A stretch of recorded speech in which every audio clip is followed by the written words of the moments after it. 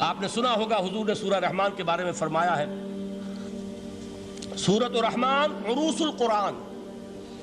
یہ سورہ رحمان جو ہے یہ قرآن کی دلہن ہے.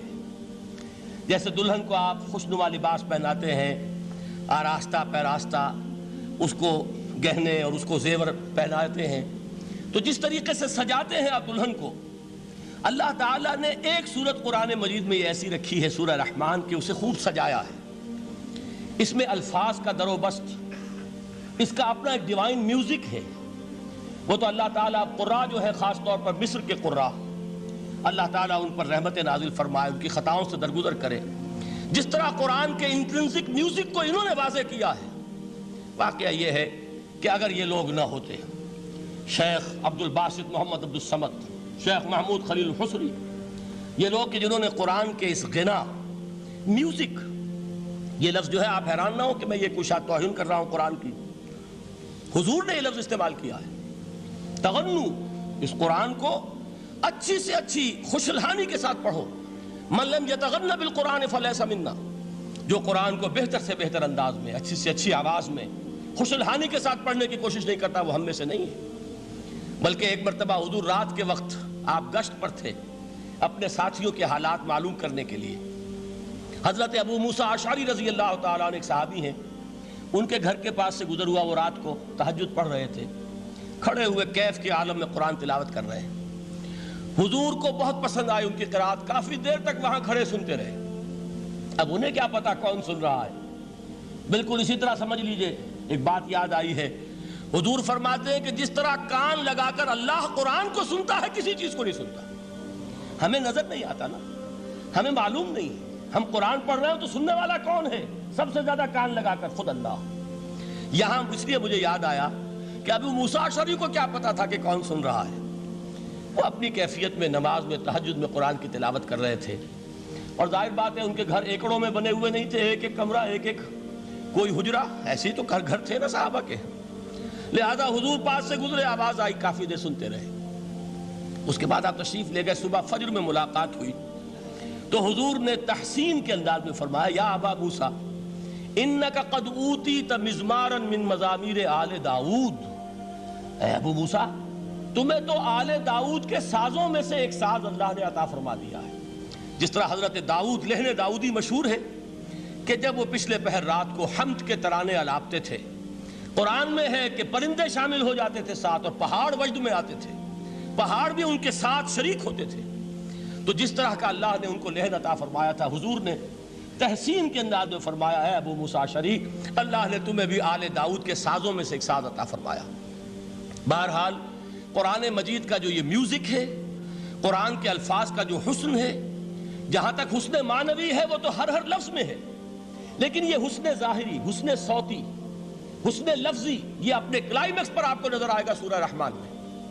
لیکن قرآن میں یہ سورت اس اعتبار سے بھی ممتاز ہے، اس کی 4 آیات پر ذرا توجہ کریں گے، عجیب حقائق سامنے آئیں گے. جہاں یہ قرآن مجید کے حسن صوت اور حسن لفظی کی معراج ہے، وہیں اس کی پہلی 4 آیات میں 4 چوٹی کی چیزوں کا ذکر ہے، سب سے اونچی چیزیں. پہلی آیت کیا ہے؟ الرحمن. ایک آیت ہو گئی. رحمان کیا ہے؟ اللہ کا نام ہے. کبھی آپ نے غور کیا اللہ کے ناموں میں سب سے پیارا نام کون سا ہوگا؟ رحمان. کیوں؟ اس کا مادہ کیا ہے؟ رحمت. ہمیں سب سے بڑھ کر جس چیز کی ضرورت ہے وہ کیا ہے؟ رحمت خداوندی. نام اچھی طرح سن لیجئے اس حضور کے قول کو. حضور فرماتے کوئی شخص جنت میں مجرد اپنے عمل کی بنیاد پر داخل نہیں ہو سکے گا جب تک کہ رحمت خداوندی دستگیری نہ کرے. کسی صحابی نے بڑی ہمت اور جرأت کا ثبوت دیا کہ پوچھ لیا، کیا حضور آپ بھی؟ جب آپ نے فرمایا کوئی شخص داخل نہیں ہو سکتا جنت میں محض اپنے عمل کی بنیاد پر جب تک کہ رحمت خداوندی جو ہے وہ دستگیری نہ فرمائے. پوچھا گیا کیا آپ بھی؟ آپ نے فرمایا ہاں میں بھی. آپ انداز کیجئے کہ اگر محمد الرسول اللہ بھی رحمت خداوندی کے ضرورت مند ہوں تو تاب دیگراں چے رسد، ہماری تو سب سے بڑی ضرورت رحمت خداوندی ہے. اب یہ رحمت جو ہے قرآن مجید میں اللہ تعالیٰ کی یہ شان 2 الفاظ کے ذریعے سے آتی ہے، رحیم اور رحمان. اور کوئی مادہ نہیں ہے جس سے 2 نام بنتے ہوں اللہ کے.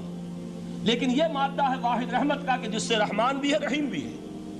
رحیم صفت مشبہ ہے، رحمت دائم ہو جائے گی، مستقل ہوگی تو رحیم کہیں گے، اور رحمان اس میں رحمت کی ہے وہ شان ہے کہ جیسے ٹھاٹھے مارتا ہوا سمندر ہو، ہیجان کی کیفیت، طوفانی کیفیت، رحمت خداوندی کا طوفانی جوش، وہ ہے رحمان۔ آپ تو رہتے اس علاقے میں ہیں، آپ کو معلوم ہے عرب اگر بھوکا مرا جا رہا ہو تو کیا کہے گا؟ انا جوعان۔ پیاسا مرا جا رہا ہو انا عطشان۔ بہت غضبناک ہوگا غضبان، غضبان آصفہ قرآن میں آیا ہے، بہت غضبناک۔ رحمان جس کی رحمت جو ہے جوش میں ہے، ٹھاٹھے مارتے ہوئے سمندر کے مانند۔ تو یہ اللہ تعالیٰ کے ناموں میں سب سے پیارا نام۔ اب آگے چلیے، الرحمن علم القرآن، رحمان نے قرآن سکھایا۔ رحمت خداوندی کا سب سے بڑا مظہر، رحمان کی رحمانیت کا سب سے بڑا مظہر قرآن ہے۔ ان میں جو منطقی ربط ہے اس کو سمجھتے جائیے۔ اچھا آپ یہ سوچئے، جو علم بھی انسان کو حاصل ہوا وہ کس نے دیا؟ اللہ نے۔ سائنس کا علم کس نے دیا؟ اللہ نے۔ علم آدم الاسماء کلہا، وہ علم الاسماء جو حضرت آدم کو دے دیا گیا تھا ازل میں، یہ اسی کا ظہور ہے، یہ اسی کی ایکسفولیشن ہے جو ہو رہی ہے اور ہوتی رہے گی ابھی۔ اور دوسرے علم ہے وہ کس نے دی؟ اللہ نے دی۔ لا یحیطون بشیء من علمہ الا بما شاء، مخلوق میں سے کوئی اللہ کے علم میں سے کسی شے کا احاطہ نہیں کر سکتا مگر وہ جتنا اللہ دینا چاہے۔ لیکن یہ کہ تمام علوم میں چوٹی کا علم قرآن، نوٹ کرتے جائیے، اب چوٹی کی چیزیں جمع کیجئے۔ اللہ کے ناموں میں چوٹی کا نام رحمان، اللہ نے جو کچھ انسان کو سکھایا اس میں چوٹی کا علم قرآن۔ خلق الانسان، انسان کو پیدا فرمایا۔ سوال یہ کہ حیوانات کو کس نے پیدا فرمایا؟ آسمان کس نے پیدا کیے؟ زمین کس نے پیدا کی؟ فرشتے کس نے پیدا کیے؟ کیا مطلب خلق الانسان؟ اس کی تمام مخلوقات میں اس کا کلائمیکس، اس کی تخلیق کی معراج، اس کے تخلیق کا نقطہ عروج انسان ہے۔ یہ ہے کہ جو مسجود ملائک بنا ہے۔ وَلَقَدْ كَرَّمْنَا بَنِي آدَمَ وَحَمَلْنَاهُمْ فِي الْبَرِّ وَالْبَحْرِ وَرَزَقْنَاهُمْ مِنَ الطَّيِّبَاتِ وَفَضَّلْنَاهُمْ عَلَى كَثِيرٍ مِّمَّنْ خَلَقْنَا تَفْضِيلًا۔